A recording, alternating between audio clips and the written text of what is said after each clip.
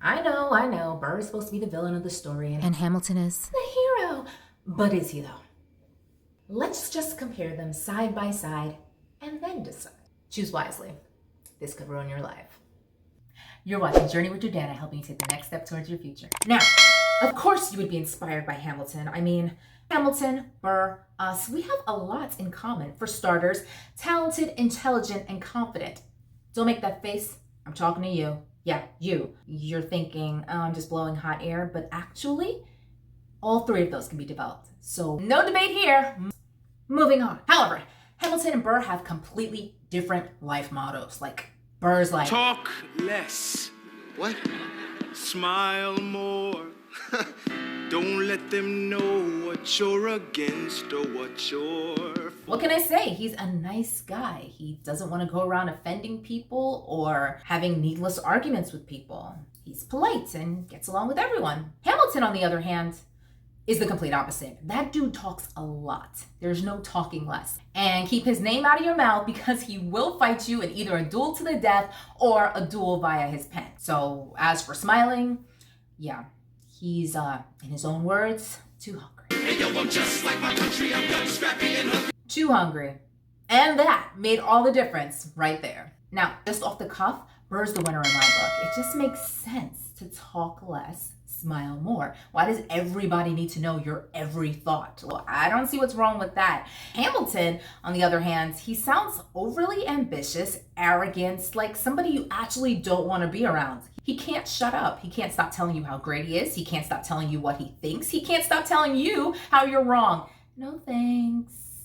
Anyway, Hamilton is determined not I'm not throwing away my shot.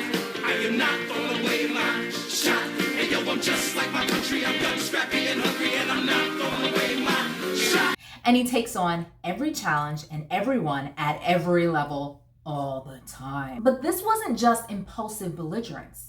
Your reputation precedes you, but I have to laugh. Sir? Hamilton, how come no one can get you on their staff? Sir. Don't get me wrong. Nathaniel Greene and Henry Knox wanted to hire you. Yeah, to be their secretary. I don't think so. From this, we can see that Hamilton actually had his eye on the goal. I wanna be in the room where it happens, the room where it happens. I wanna be in the room where it happens, the room where it happens. Burr, on the other hand,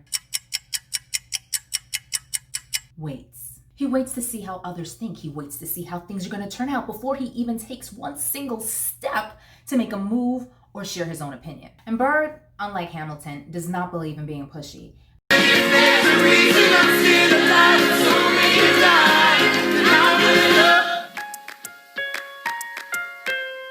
Wait for it. I mean, he's there in Washington's office, hoping to get the job as his right-hand man. But as he's standing there, he beats around the bush and he makes himself annoying, and he literally gets kicked out of the room right before Hamilton gets offered the job because his reputation precedes him. So what does that have to do with the rest of us? How is this inspiring, you're asking? I'll tell you. Do you hang back and wait? Or do you get all up in the face of danger? Do you take risks and challenges? Do you question why things are the way they are? Do you challenge authority or at least ask some intelligent questions? Or are you more of an analyst, an observer? I mean, is there wisdom in waiting? Absolutely. Especially if God himself tells you, stay still, don't move, just wait, I'm gonna lead you. But if you're afraid to make a move just because you're afraid of being caught out there looking silly or being embarrassed or being wrong or being criticized, then no, you will not be in the room where it happens. I said to myself. But by the end of the song, like Aaron Burr, I too was screaming, I've got to there. I've got to there. Hamilton sincerely believes that he is meant to share all of his wisdom and his genius ideas with everyone. He writes Right, do you write like you're running out of time? Right day and night like you're running out of time. Every day you fight like you're... He is prolific, if not obsessed, with using his gift. On the other hand, Burr, who is the best lawyer, even noted by Hamilton, when he's given the opportunity to participate in writing the Federalist Papers to defend the Constitution, he backs off because he doesn't want to be controversial. He doesn't want to be criticized. It's like he's saving his talent for something special, instead of making things special by using his talents. Can I tell you something? Guilty. What do you do with your gifts and your abilities?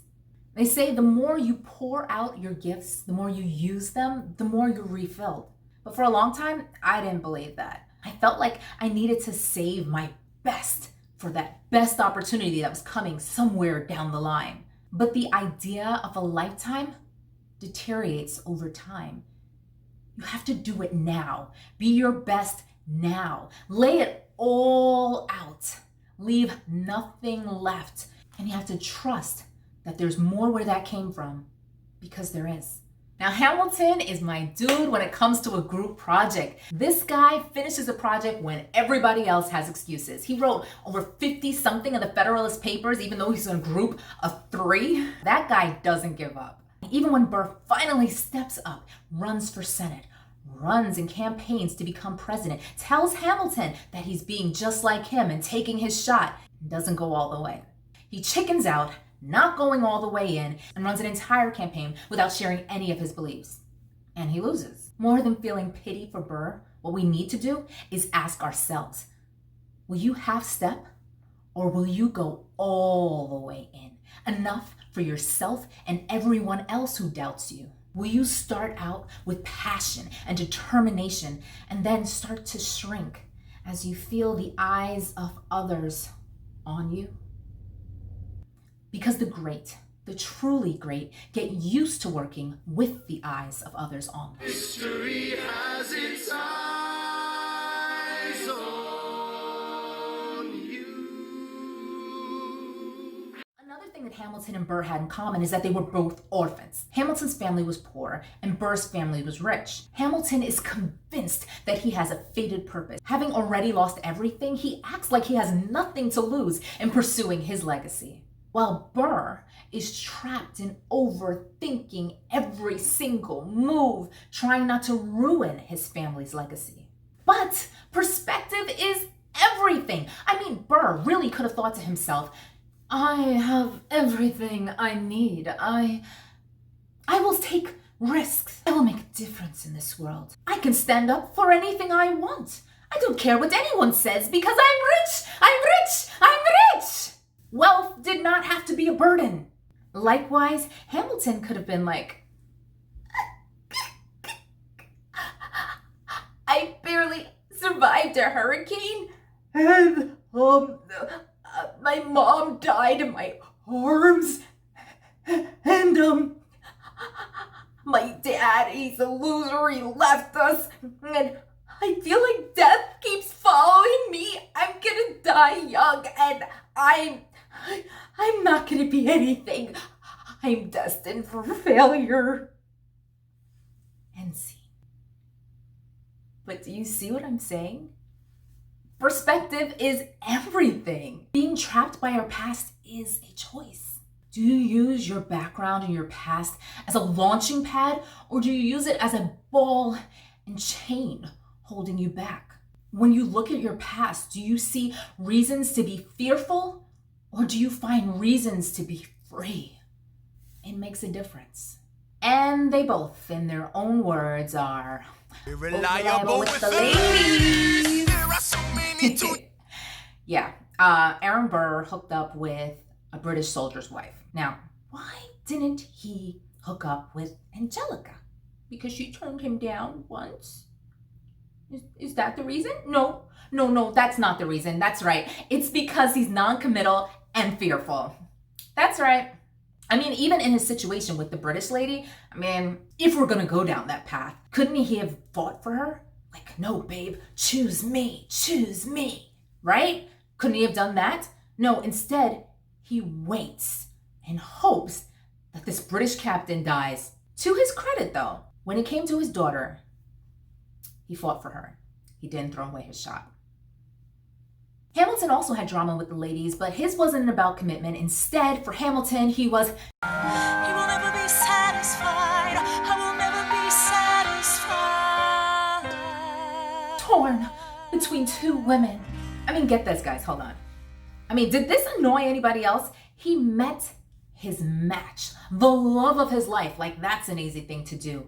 And not one, but 2 seconds later, on the other side of the room, he's flirting with her pretty sister because she introduced him?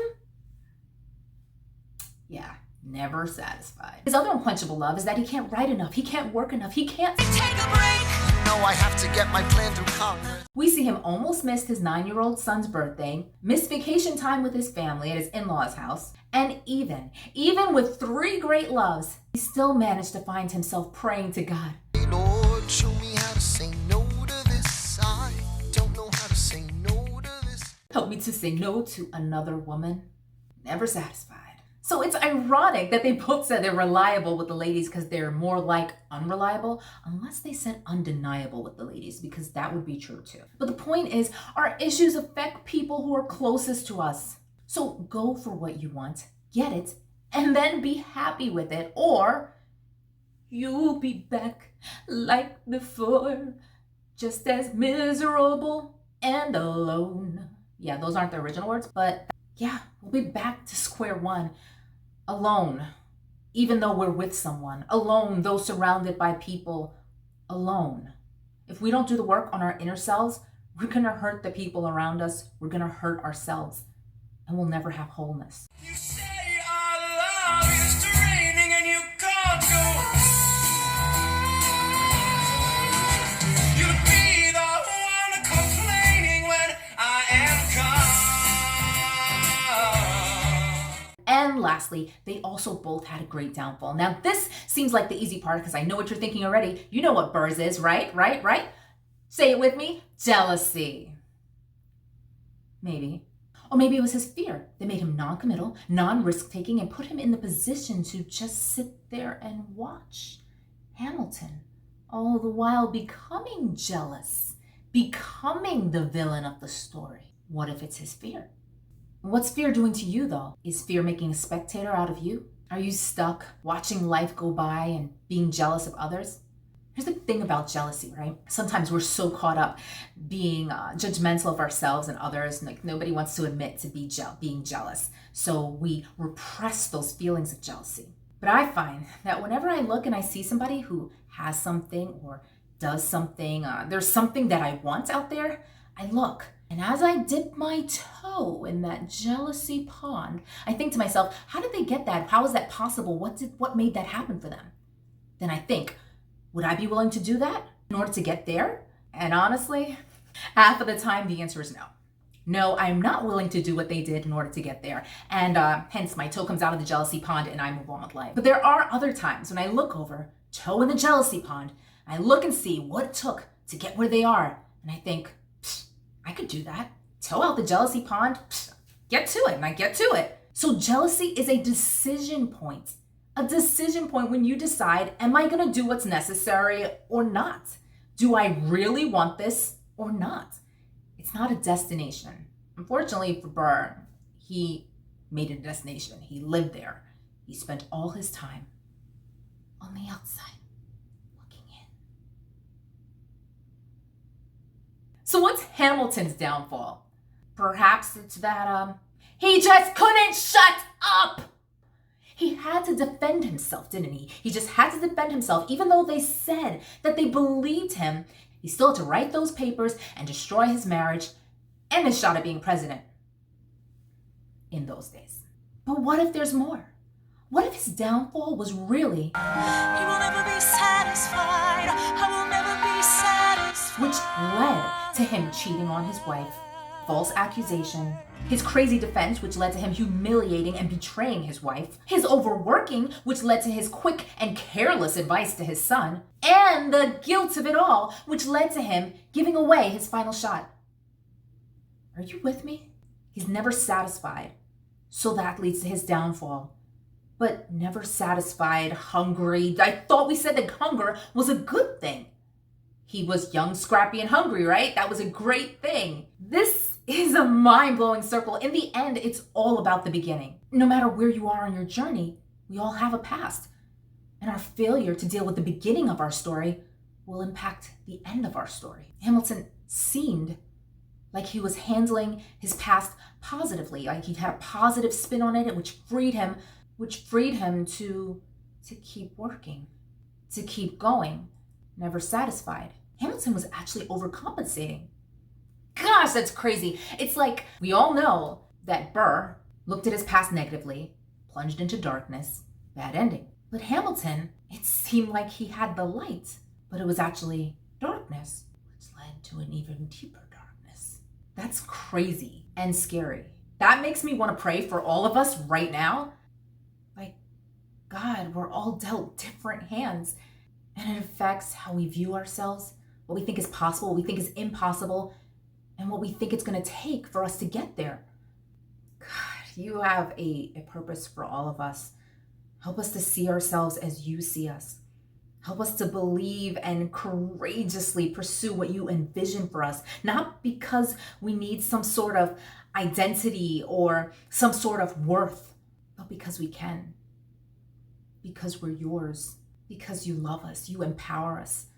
Could you take away the fear that overrules us and set us free to seek purpose over potential, peace over striving, and give us the confident assurance that we are on the right path for us, and make it louder than the what ifs. In Jesus' name, amen. Who are you going to be more like, Hamilton or Burr? Or both? Or neither? Let me know in the comments. Do you have a life motto? What's your life motto? Is it more like talk less, smile more, or not gonna miss my shot? Does your interpretation of the past free you or make you fearful? Are you using your gifts and your talents to maximum capacity in every situation that you're given an opportunity? And what's your reoccurring tendency or weakness? You don't have to have the answer to all these questions today. I, for myself, am still figuring it out. I think that's enough for us to take our next step today, is just to think about it. And we can keep talking about it in the comments. Remember, you don't have to have it all together today. Life is a journey, and I'm here with you. So if you like this video, like it, subscribe, and let's keep the conversation going down below. Thanks so much for watching Journey with Jordana. I'll see you soon. Soon, like now. You finished watching the video. I'm in the comments. I'm waiting for you. Waiting for you. Should I be waiting for you? Am I being like Burr now? See you later.